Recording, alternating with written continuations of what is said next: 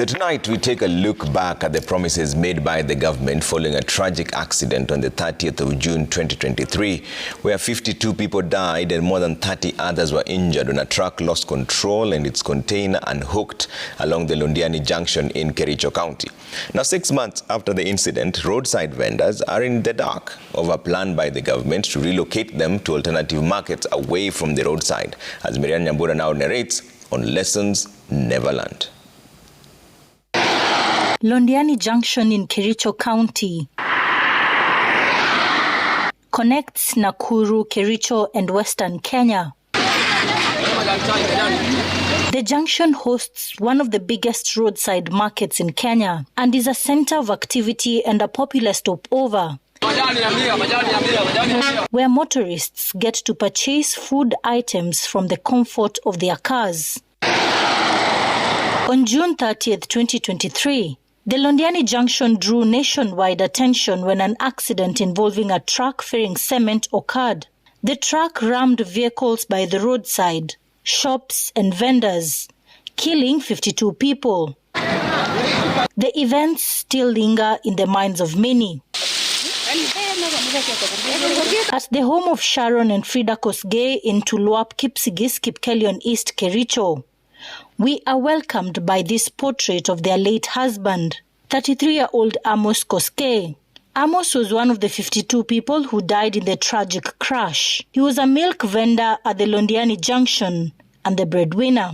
6 months after his passing, which left a void, the family is slowly rebuilding their lives. Mzee alikuwa anang'ang'ana kwa kila aina ya kazi angalau tupate chakula cha kila siku.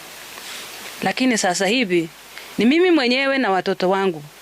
Nashindwa nitafanya nini? Frida, one of the wives, took up her deceased's husband's business and operates the shop at the Londiani Junction, a few meters from where the accident that claimed her husband happened. She tells me that circumstances forced her to take up the business despite the risks. Naendelea tu na hiyo kazi yenye alikuwa nayo hapo.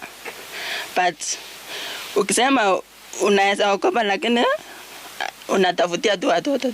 in the neighboring village lives Moses Mutai, a fruit vendor at the Londiani Junction. Moses survived the June 30th accident that left him scarred and with a dislocated right shoulder.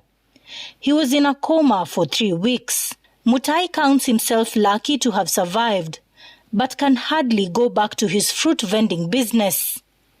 Due to his health, life has changed for the family. Mpaka saa hizi sijapata nguvu hata nikienda kwa kasi hapo na natoka mapema sababu bado mimi nachoka, mkono imeumia, kasi ikakuwa ngumu. 2 days after the Londiani Junction accident, roadside vendors resumed their normal operations. 6 months on, the trend continues and the roadside vendors are busy fending for their families.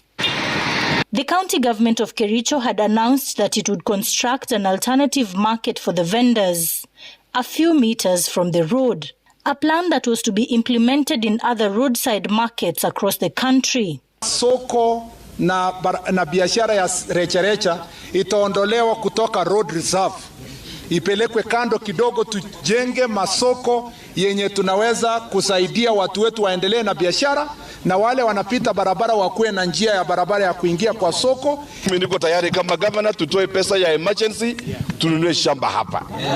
Tukishatoa hiyo rafiki yetu Murkomen, who is also a great friend of Kericho, tutamuliza Murkomen akuja aone njia kupitia hiyo market ndani. Na sisi kama county we will have done our part ya kupeana shamba na kutafuta pesa kidogo tuchenge ka market na kasoko hapa. The vendors say they are sitting on a ticking time bomb and that lessons ought to have been drawn from the fatal accident. Hiyo accident yenye ilikuja ilituharibia vitu mingi. Hata sasa hivi tunakaa barabara na uoga. Sasa zingine tunakimbia kila siku nakimbia na mahindi. Lori tu ikikata break, bio inakuja. Sasa tunaomba wale walisema wanatutoa hapa ama wanatujengea nini shed nzuri. Ili watufanyie hivyo tutoke barabara. Si kwa kupenda kwetu Ni vile tuko na watoto. Juzi lori ilikuja hapa ikiwa inateremka, ilikuwa imekata breki kutoka huko juu ikiteremka kienda hivi, na watu walitudanganya na tukundia barabara na hawakutengeneza. Walisema naweka vitu, angalia vitu wenye waliweka. Hakuna vitu wenye walituwekea hapa, hakuna usaidizi wenye walitupea. Sasa tunaomba sana watu angalie na wajijali maisha yetu venye wanajijali hawa watu.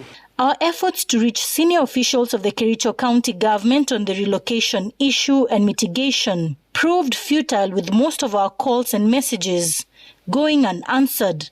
The officials were unresponsive.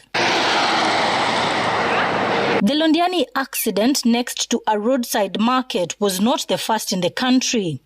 Similar accidents have been witnessed across different parts, with roadside vendors losing their lives when vehicles lost control among major highways. The Kaburengu market along the Eldoret-Webuye highway is a notorious spot.